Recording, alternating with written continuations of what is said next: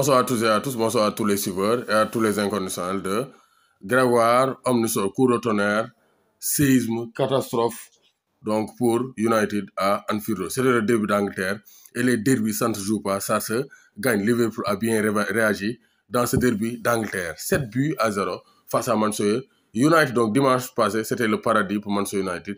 Ce dimanche, c'est l'enfer pour les hommes de Eric Ten Hag, méconnaissable, fébrile, donc vraiment rien à dire, manque d'engagement, d'agressivité face à des Reds revanchards. C'était le bon moment pour absoudre leur mauvaise passe depuis le début de la saison pour Liverpool. Donc Liverpool a bien réagi. Liverpool, vraiment, ils ont bien réagi. Exceptionnel. 7-0, c'est du jamais vu avec un doublé de son trio. Gakpo, Nunez, Salah, GNS. Donc c'est le trio gagnant des Reds de Liverpool. Donc Liverpool, 27 août, nous donne bon move, 9-0.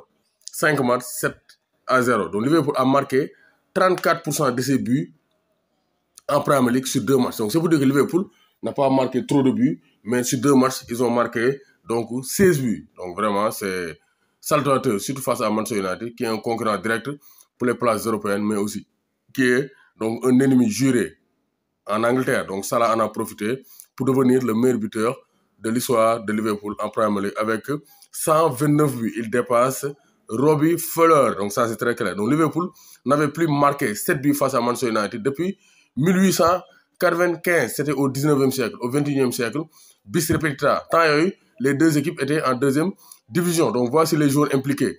Gakpo, doublé, Nunez, doublé, Firmino, 1 but et une passe décisive. Salah, 2 buts et 2 passes décisives, c'est le patron. Henderson, passe décisive. Hervé Elliott, passe décisive. Andy Robertson, passe décisive. Donc voici les joueurs impliqués dans le naufrage des Red Devils à donc Anfield Road. Donc vraiment, c'est une humiliation.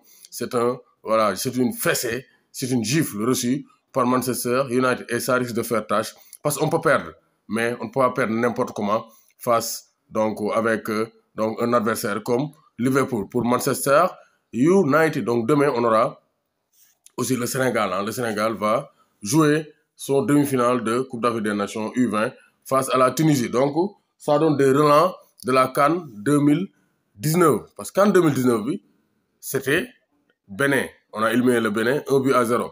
Cette fois-ci, on élimine le Bénin 1-0.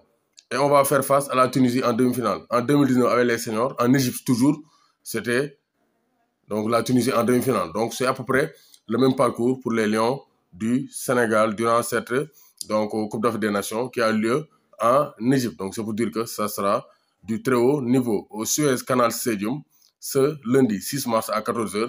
Donc les Lions du Sénégal vont en découdre avec la Tunisie. Comme l'a bien dit le grand patron, le grand connaisseur Medoune Kane. Donc on a le même parcours, mais on doit avoir une finalité différente. Parce qu'en Égypte, en 2019, on avait perdu la Coupe d'Afrique des Nations face à l'Algérie. Cette fois-ci, on doit la gagner pour la première fois de notre histoire dans cette catégorie. U20, Bénin, Tunisie.